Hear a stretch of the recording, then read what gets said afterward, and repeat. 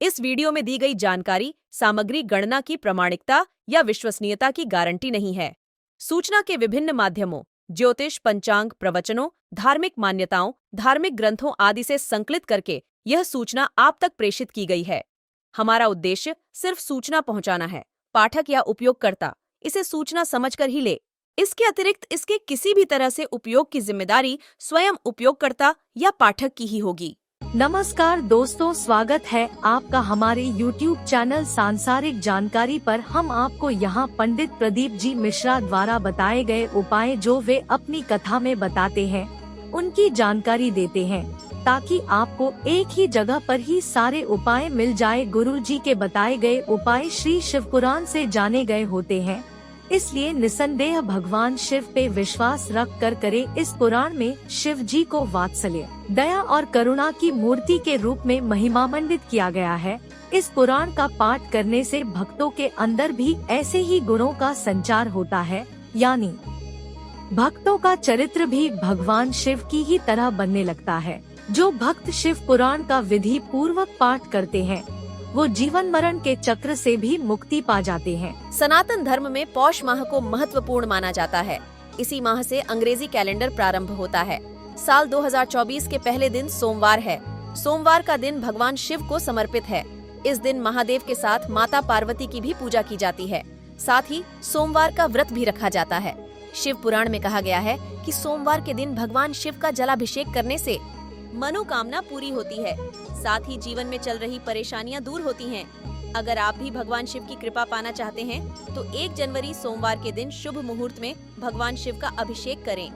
श्री शिवाय नमस्तुभ्यं। ध्यान से एकादशी है।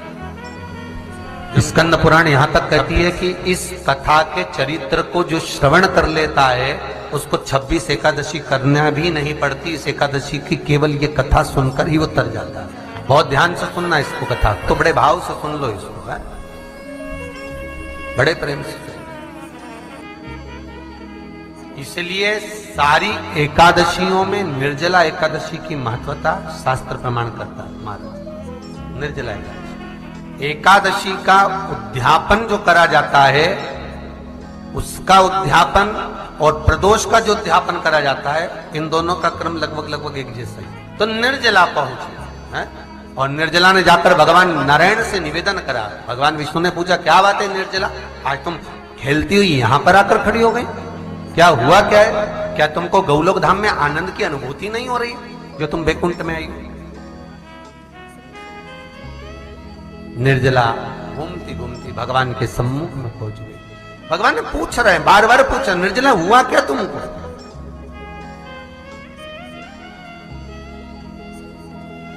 ए निर्जला, एकादशी, हुआ क्या है तुम? क्या कारण है तुम्हारे यहां आने का, वैकुंठ पहुंचने का?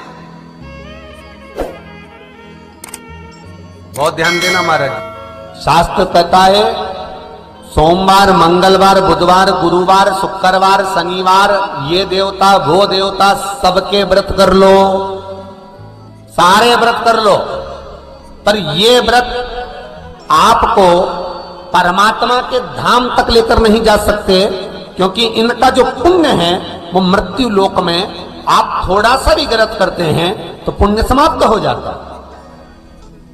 पर हिंदू धर्म के 3 व्रत ऐसे बता दिए जिन व्रतों का पुण्य समाप्त नहीं हुआ।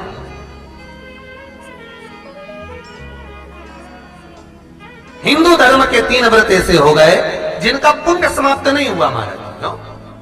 जिनका पुण्य प्रबलता में बढ़ता गया। पहले नंबर पर एकादशी, दूसरे नंबर पर प्रदोष, और तीसरे नंबर पर शिवरात्रि। एकादशी भी 26 है तो प्रदोष भी जम के बोलते जाओ 26 है। शिवरात्रि केवल 12, केवल 12, और अगर अधिक मास की पड़ जावे तो ये 13, पर अधिक की आय तो 13 है।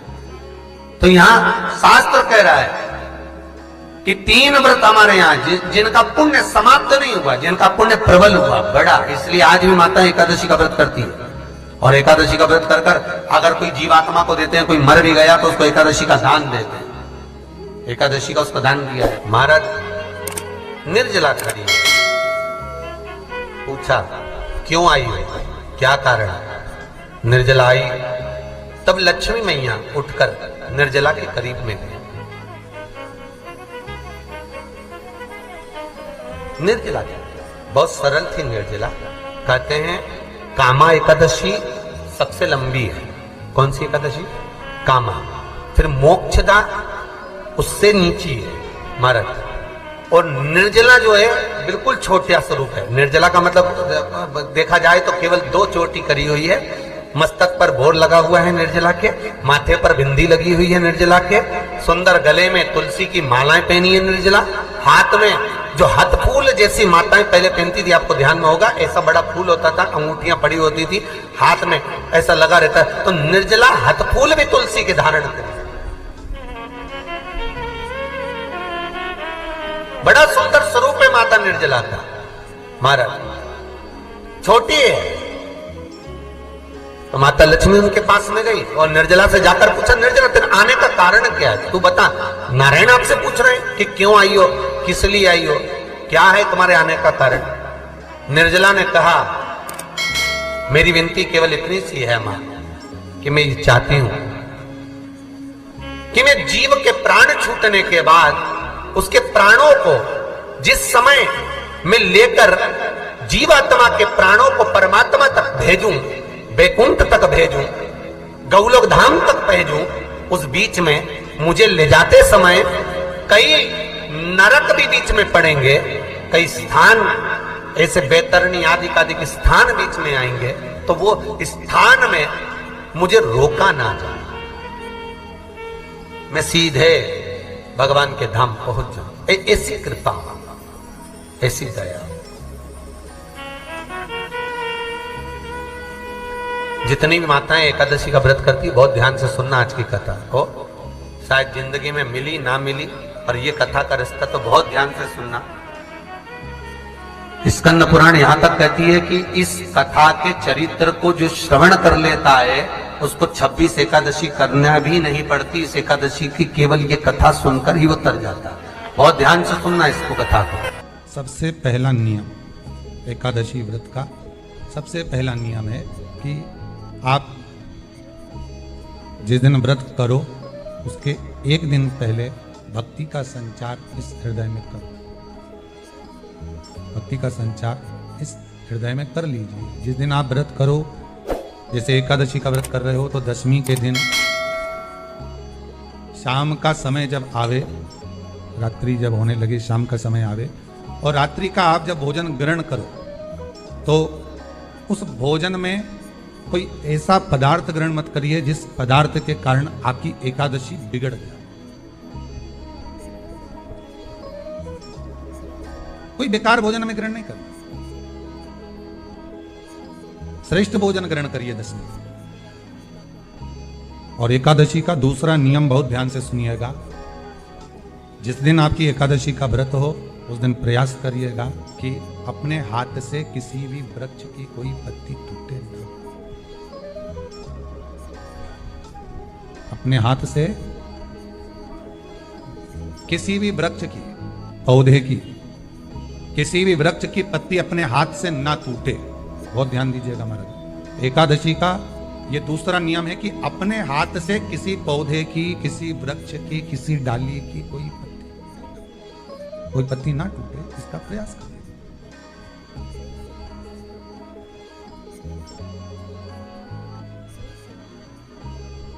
कितना सुंदर व्याख्यान कहा है, कितना सुंदर वर्णन है महाराज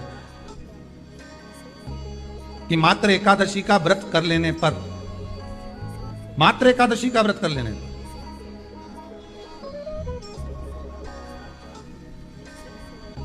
जो पूर्व में किया गया हमारा पाप कर्म है, हमने किसी जीव की हत्या करी है, हमने किसी को कष्ट प्रदान करा है, हमने किसी को अपशब्द कहा है, हमने किसी को ताने दिए, हमने किसी को आड़ा टेढ़ा कहा है, हमने किसी को गालियां दे दी है, मात्र एकादशी का व्रत ही कर लेने पर ये सारे जो दोष हैं वो समाप्त हो जाते हैं।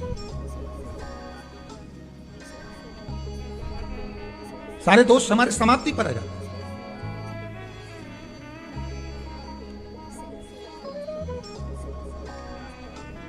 अब एक विचार करिएगा थोड़ा सा अपने मन में, अपने चित्त में, अपनी वृत्ति में एक बात उतारिएगा, एक अपने मन में एक बात को उतार कर रखिएगा कि आप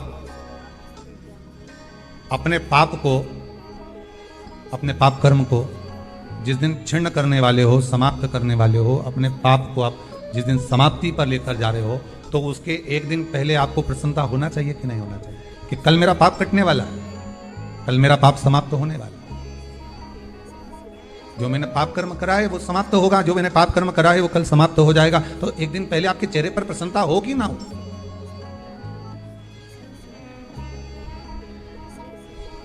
और चेहरे पर वो प्रसन्नता आपके आना चाहिए कि कल मेरा एकादशी का व्रत है, आज दशमी है, कल एकादशी का व्रत है, तो कल मेरी जब एकादशी का व्रत रहेगा तो मेरा ना जाने कितना कितना पाप, कितना असत्य, कितना कितना झूठ, कितना कितना प्रपंच वो समाप्त हो जाएगा। इसमें मुझे प्रसन्नता हो, इसमें मुझे आनंद था।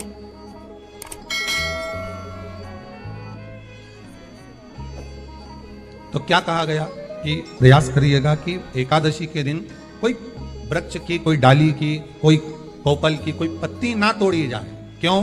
तो कहा अगर उस पत्ती को हम तोड़ देते हैं, वृक्ष की पत्ती को या क्यारे में लगी हुई कोई डाली की पत्ती को हम तोड़ देते हैं, तो एकादशी का पुण्य फल प्राप्त नहीं होता। एकादशी का कोई फल हमारे खाते में नहीं जाता, पुण्य फल प्राप्त। अब फिर भले तुम चाहे तुमने मोरदन खाया हो, चाहे तुमने फिर चिप्स खाई हो, चाहे तुमने फिर व्रत का कितना ही सामान खा गए और तुमने सोचा कि आज मेरी एकादशी है, तो फिर उसका कोई फल प्राप्त नहीं, उसका कोई सुख प्राप्त नहीं है।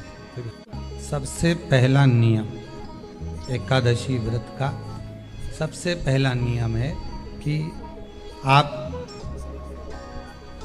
जिस दिन व्रत करो उसके एक दिन पहले भक्ति का संचार इस हृदय में करो। भक्ति का संचार इस हृदय में कर लीजिए। जिस दिन आप व्रत करो, जैसे एकादशी का व्रत कर रहे हो, तो दशमी के दिन शाम का समय जब आवे, रात्रि जब होने लगे, शाम का समय आवे और रात्रि का आप जब भोजन ग्रहण करो, तो उस भोजन में कोई ऐसा पदार्थ ग्रहण मत करिए जिस पदार्थ के कारण आपकी एकादशी बिगड़ जाए।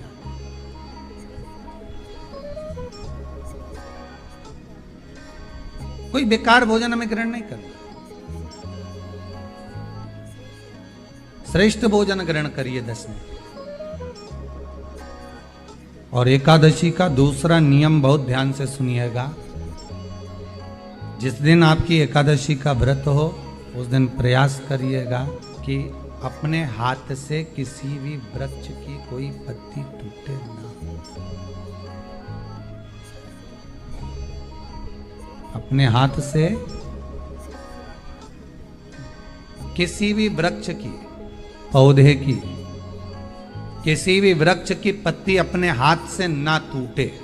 बहुत ध्यान दीजिएगा महाराज। एकादशी का ये दूसरा नियम है कि अपने हाथ से किसी पौधे की, किसी वृक्ष की, किसी डाली की कोई पत्ती ना टूटे, इसका प्रयास करिए।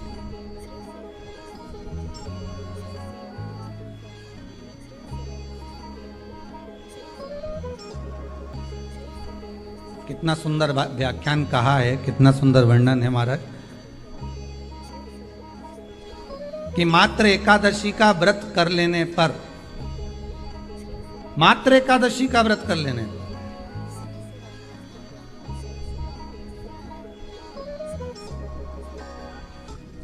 जो पूर्व में किया गया हमारा पाप कर्म है, हमने किसी जीव की हत्या करी है, हमने किसी को कष्ट प्रदान करा है, हमने किसी को अपशब्द कहा है, हमने किसी को ताने दिए, हमने किसी को आड़ा टेढ़ा कहा है, हमने किसी को गालियां दे दी है, मात्र एकादशी का व्रत ही कर लेने पर ये सारे जो दोष हैं वो समाप्त हो जाते हैं। अब एक विचार करिएगा थोड़ा सा अपने मन में, अपने चित्त में, अपनी वृत्ति में एक बात उतारिएगा, एक अपने मन में एक बात को उतार कर रखिएगा कि आप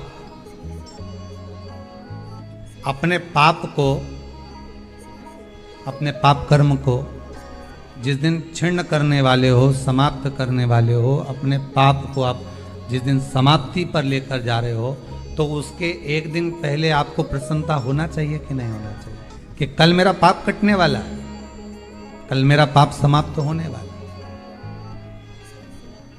जो मैंने पाप कर्म करा है वो समाप्त होगा, जो मैंने पाप कर्म करा है वो कल समाप्त हो जाएगा। तो एक दिन पहले आपके चेहरे पर प्रसन्नता हो कि ना हो?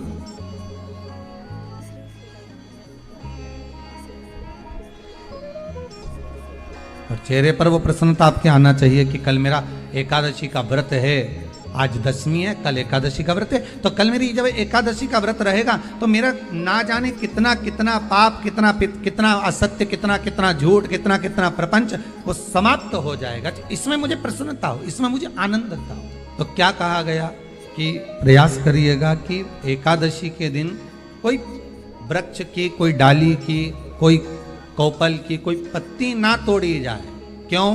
तो कहा अगर उस पत्ती को हम तोड़ देते हैं, वृक्ष की पत्ती को या क्यारे में लगी हुई कोई डाली की पत्ती को हम तोड़ देते हैं तो एकादशी का पुण्य फल प्राप्त नहीं होता, एकादशी का कोई फल हमारे खाते में नहीं जाता, पुण्य फल प्राप्त। अब फिर भले तुम चाहे तुमने मोरधन खाया हो, चाहे तुमने फिर चिप्स खाई हो, चाहे तुमने फिर व्रत का कितना ही सामान खा गए हो और तुमने सोचा कि आज मेरी एकादशी है, तो फिर उसका कोई फल प्राप्त नहीं, उसका कोई सुख प्राप्त नहीं है, फिर उसका कोई आनंद। तो दोस्तों, यहाँ पे हमारी वीडियो समाप्त हुई। उम्मीद करती हूँ हमारी ये जानकारी आपको जरूर पसंद आई होगी। हमारी वीडियो को लाइक जरूर करें और हमारे चैनल को सब्सक्राइब और शेयर करना ना भूले। जय श्री राम।